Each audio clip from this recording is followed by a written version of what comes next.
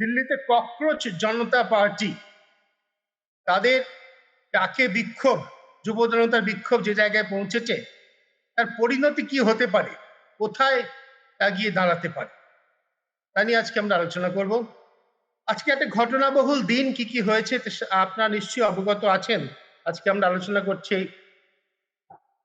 21শে জুলাই মঙ্গলবার সন্ধ্যা 7টার সময় আমরা অনুষ্ঠান আলোচনা করছি।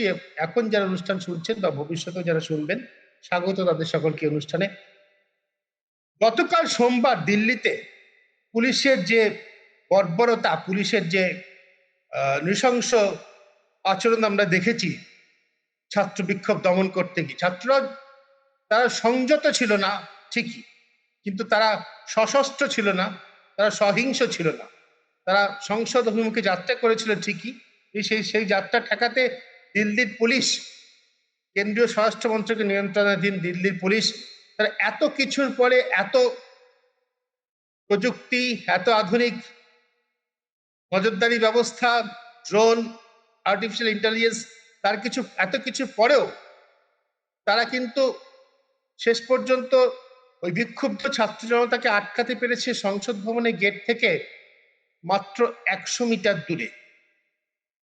বেশ কয়েকটা ব্যারিকেড ভেঙে উন্মত্ত ছাত্র জনতা চলে এসেছিল।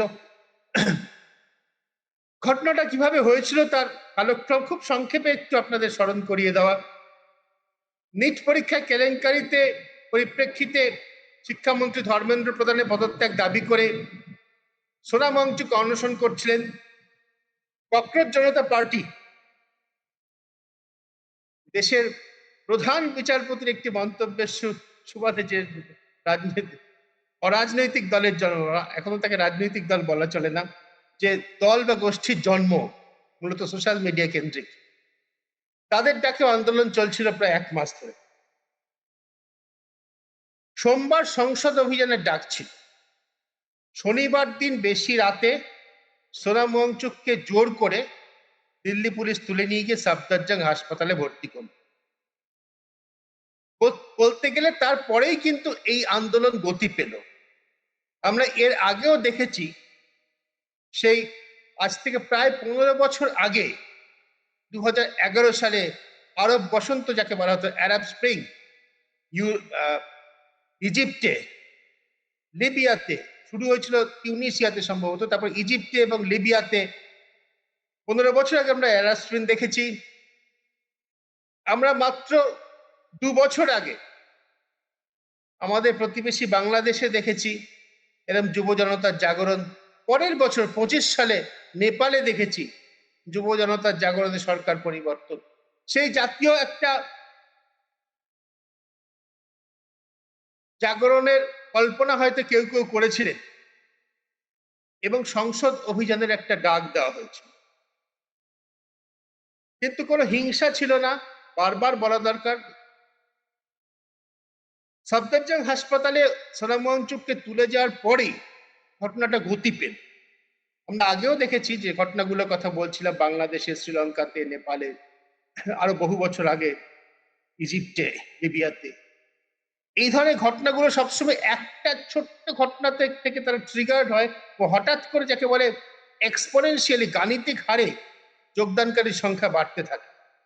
যতদিন সোনাম ওয়াংচুক যন্তর মন্ত্রে অনশন করছিলেন এবং ককরোচ জনতা পার্টির ধর্ণা চলছিল, ততদিন যত মানুষ রাস্তায় নেমেছিলেন, তার কাছে এসেছিলেন, তাকে জোর করে তুলে নিয়ে যাওয়ার পরে তার থেকে বহুগুণ মানুষ রাজপথে নেমে এলেন। এবং রোববার দিন হাসপাতালের বিছানায় থেকে হাতে লেখা যে চিরকুটটি সোনাম ওয়াংচুক বাইরে পাঠাতে পেরেছিলেন, কার্যত তিনি বন্দী হয়ে রয়েছেন পুলিশের হাতে, তার সূত্র ধরে সোমবার দিন যে জনতা দিল্লির রাজপথে নামলো, আপাত দৃষ্টিতে রাজনীতি সম্পর্কে উদাসীন, আপাত দৃষ্টিতে কাজের শহর, স্বার্থের শহর, সেখানকার ভাষায় বলতে গেলে ধান্দার শহর। ধান্দা কথাটা খারাপ অর্থে বলছি না, হিন্দিতে ধান্দা কথাটা কাজ অর্থেই ব্যবহার হয়। ধান্দার শহর, অর্থবহ কাজের শহর, সেই দিল্লি শহর বহু বছর আগে সেই নির্ভয়া কাণ্ডের মতো অচল হয়ে গেল যুব জনতার রোষ। এতদিন পর্যন্ত যে রাজনৈতিক দলগুলো বিরোধী রাজনৈতিক দলগুলো, সরকার পক্ষের তো এই আন্দোলনে থাকার কথা নয়, যে বিরোধী রাজনৈতিক দলগুলোকে, বিশেষ করে প্রধান বামপন্থীরা অবশ্য গিয়েছেন, তারা সংখ্যায় কম কিন্তু তারা গিয়েছেন যন্ত্র মন্ত্রে, কিন্তু লোকসভায় প্রধান বিরোধী দল, দেশের প্রধান বিরোধী দল কংগ্রেস, তারা কিন্তু সোনাম ওয়াংচুককে তুলে নিয়ে যাওয়ার আগে পর্যন্ত ওই আন্দোলনে সামিল হয়নি। আজকে কিন্তু বিরোধী দলনেতা রাহুল গান্ধী তিনি প্রধানমন্ত্রী বাসভবনের বাইরে ধর্নায় বসেছেন। এখনো ধর্না চলছে কিনা আমি ঠিক জানি না, আমি কিছুক্ষণ আগে পর্যন্ত খবরের ভিত্তিতে দেখে আপনাদের সামনে অনুষ্ঠান করছে, ধর্নায় বসেছেন। কেন্দ্রীয় মন্ত্রী জিতেন্দ্র সিং এসে তার সঙ্গে কথা বলেছেন। কংগ্রেসের রাহুল গান্ধীর 3টি দাবি, সরকার মাফ করবেন, সরকারের কাছে তার 4টি দাবি। এক হচ্ছে যে ধর্মেন্দ্র প্রধান শিক্ষামন্ত্রী, তাকে ইস্তফা দিতে হবে। ছাত্রদের উপর যে পীড়নের ঘটনা ঘটেছে তা নিয়ে কেন্দ্রীয় স্বরাষ্ট্রমন্ত্রী অমিত শাহকে সংসদে বিবৃতি দিতে হবে, সংসদে বিষয়টি নিয়ে আলোচনা করতে হবে এবং ছাত্রদের কাছে ক্ষমা চাইতে। স্পষ্টতই কংগ্রেসের অবস্থানটা হচ্ছে ছাত্রদের পক্ষে।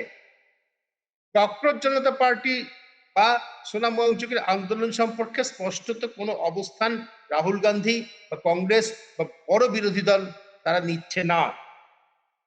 সম্ভবত সেই কারণেই অতিশী আম আদমি পার্টির নেত্রী অতিশী তিনি ব্যঙ্গ করে বলেছেন, বাহ কি চমৎকার যুগলবন্দি। 1 মাস ধরে ককরোচ জনতা পার্টির সমর্থকরা সোনাম ওয়াংচুক অনশন করলেন, রাস্তায় বসে রইলেন, তাদের সঙ্গে সরকারের কথা বলার সময় হলো না। আজকে গতকাল থেকে অবশ্য হয়েছে, গতকাল বসতে বাধ্য হয়েছেন কেন্দ্রীয় স্বাস্থ্যমন্ত্রী জেপি নাড্ডা বিক্ষোভকারীদের সঙ্গে, আজকেও তাদের সঙ্গে কথা তিনি বলেছেন। কিন্তু অতিশী ব্যঙ্গ করে বলেছেন, বাহ কি চমৎকার যুগলবন্দি। 1 মাসের মধ্যে সরকার সময় পেল না বিক্ষুব্ধ ছাত্রদের সঙ্গে কথা বলার, আর 1 ঘন্টার মধ্যে বিরোধী দলনেতা রাহুল গান্ধী তার সঙ্গে সরকার আলোচনায় বসে গেল।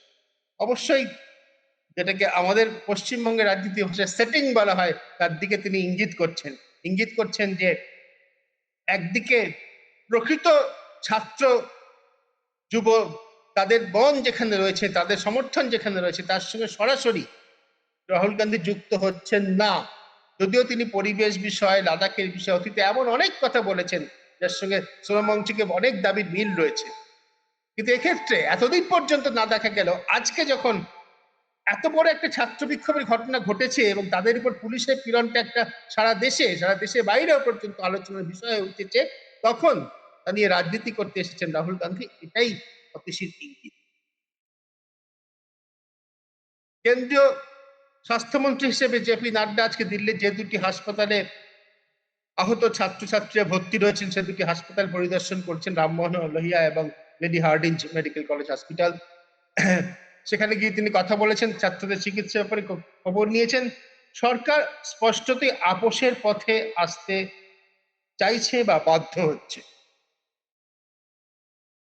কিন্তু দিল্লি পুলিশের যে বর্বরতা তার দায় কে নেবে?